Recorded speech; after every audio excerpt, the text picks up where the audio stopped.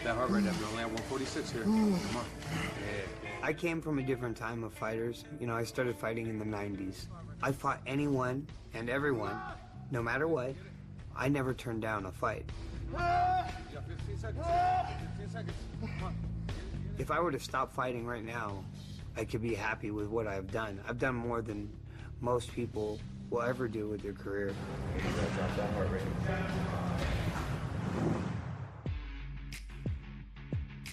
Joe.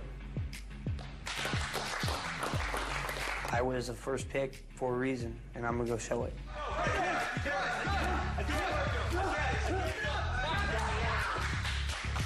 Not many people match up well against Joe Stevenson.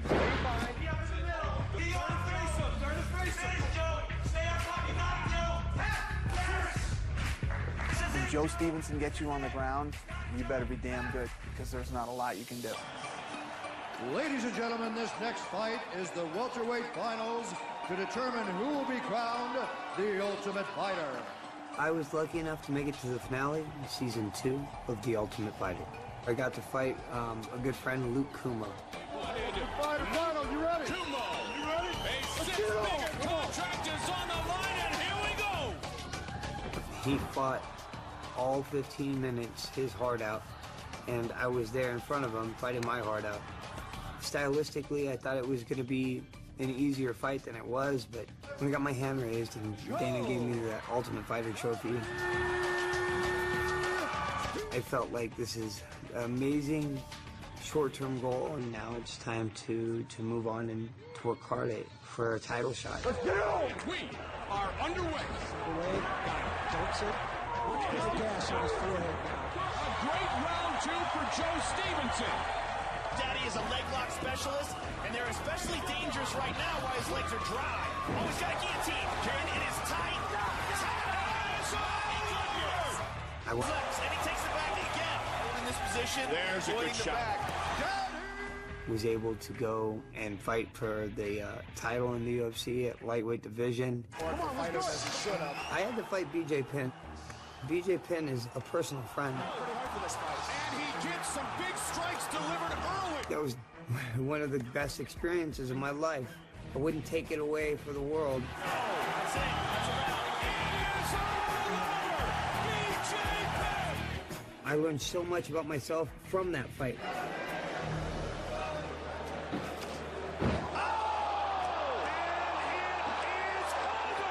After losing 4 fights in a row, the UFC had to let me go. Momentum, you know, is very important to them, and I didn't have any.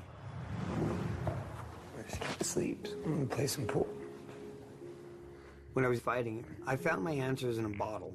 I was drinking very heavily. I was a functional alcoholic, and now, you know, I've been sober for 4 years, and I feel that it was maybe a reality check, and I needed it.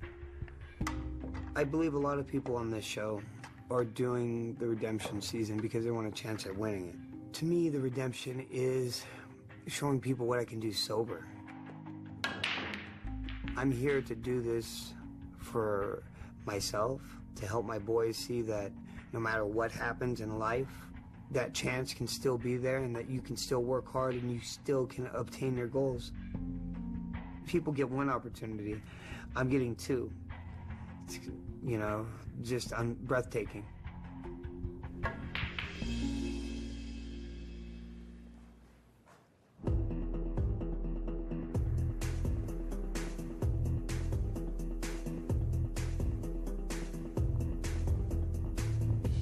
There's only one more fight left.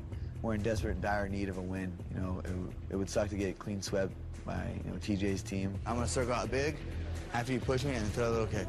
But I have supreme confidence in Justin, and I truly believe he's my dark horse in the show.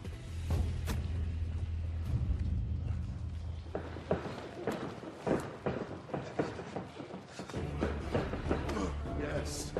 I think the fight with Joe, stylistically, it's a great matchup for me. I plan on controlling the octagon.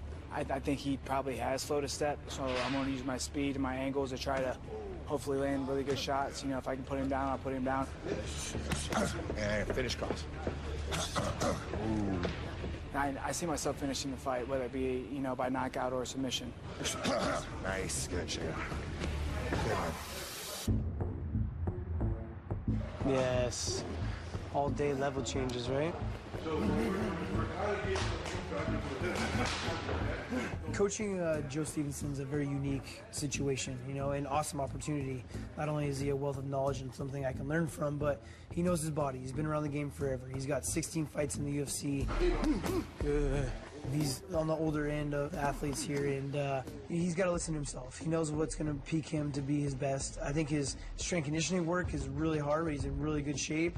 But when we get to the technical aspect of it and doing team practices, he kind of holds back and does his own thing a little bit, which I don't want to change anything up too much.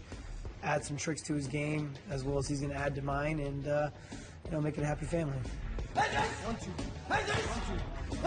Beautiful. I told Justin, I was like, man, you're one of the most dangerous guys out here, and in my line of work and what we do, there's honor in fighting the tougher guy.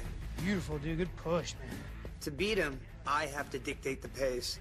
Rashad told me season 2, it was like, you gotta impose your will on your opponent. It's kind of what I gotta do. 6 years old. My dad was schizophrenic and bipolar, so we were living in a trailer park or in a campground. He was building a RV for us to live in. He was a machinist. He was very good. But one morning we woke up and he had an axe above the bed, and so my mom took us to my aunt's, and she lived in a trailer while they were building her beautiful house on top of it was like a cliff that rolled down, and then it was like 200-foot drop. And as this time was going on, my mom worked at the pizza parlor, and one day she came home from work, and my